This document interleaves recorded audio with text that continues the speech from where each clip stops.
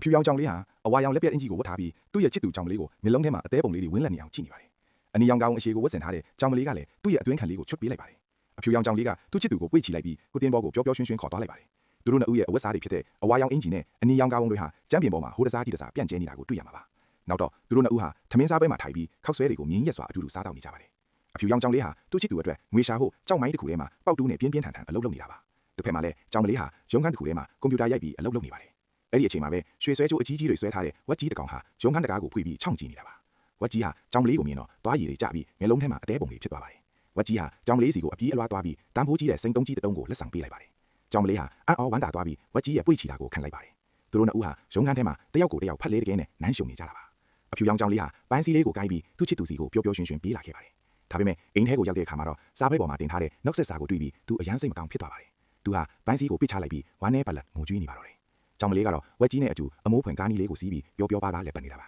။အဖြူရောင်ကြောင်လေးဟာသူတို့ကားမောင်းထားတာကိုလမ်းပေါ်မှာလိုက်ကြည့်ရင်ဒူးထောက်ငိုကြွေးနေပါတယ်။သူဟာစိတ်တမကြပဲကြောက်မိုင်းထဲမှာအရင်ကထပ်ပို့ပြီးတော့ကြိုးစားအလုပ်လုပ်ခဲ့ပါတယ်။ကံကောင်းစွာနဲ့ပဲသူဟာတောက်ပါနေတဲ့ရွှေတုံးကြီးတစ်တုံးကိုတူးဖော်ရရှိသွားပါတယ်။သူဟာအဲ့ဒီရွှေတုံးကြီးကိုပွေ့ချီပြီးမြို့ထဲမှာအားသက်တရော်ပြေးလွှာနေတာပါ။သူဟာရွှေဆိုင်ဒီဇိုင်းကိုသွားပြီးရွှေတုံးကိုငွေအိတ်ကြီးနဲ့လဲလှန်လိုက်ပါတယ်။တစ်ဖက်မှာတော့ဝက်ကြီးဟာကြောင်မလီကိုအိမ်ပေါ်ကနေအသိမ်းမောင်းချလိုက်ပါတယ်။ကြောင်မလီဟာလမ်းပေါ်မှာဝမ်းနေပတ်လက်ငိုကြွေးရင်းပြေးလွှာနေရတာပါ။အဲ့ဒီအချိန်မှာပဲအဖြူရောင်ကြောင်လေးဟာအပြာရောင်ဝက်စုံအပီးနဲ့တန်ဖိုးကြီးကားတစ်စီးကိုစီးပြီးရောက်လာပါတယ်။သူမှတက်တော်ဆောင်တယောက်တောင်ရှိနေပြီဖြစ်ပြီးသူဟာကြောင်မလီကိုဗီဒီယိုမဆိုင်ပဲကားမောင်းထွက်သွားပါတော့တယ်